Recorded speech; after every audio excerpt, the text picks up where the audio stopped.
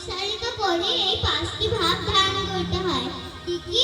শান্ত, দাস্য, সখ্য, বাৎসল্য, মধুর।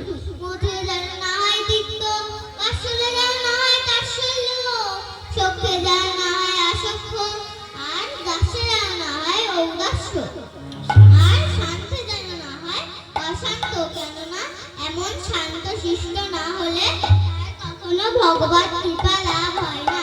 তাই বলি, এ তো মুখের কথা না, এ তো মুখের কথা না, এ তো মুখের কথা না, এ তো মুখের কথা না, ভগবত কৃপা লাভ করা, এ তো মুখের কথা না, ভগবত কৃপা লাভ করা, এ তো মুখের কথা না।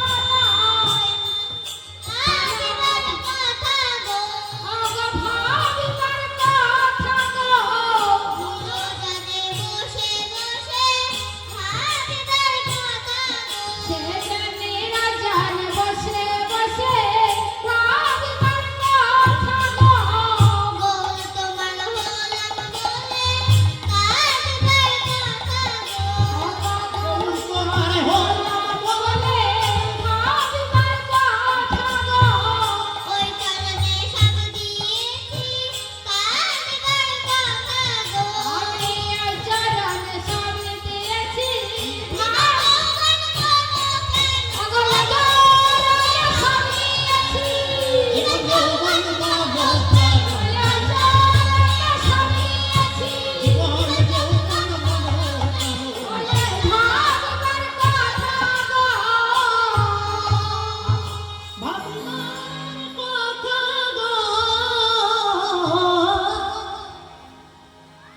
শ্রীমান মহাপ্রভু আর করছেন কি? সিংহাবেন মুরলী করিয়া জয়ধ্বনি, হই হই রবে গোরা ফিরাই পাঁচ, হই হই রবে গোরা আবার আবার ফিরাইয়া পাঁচনে।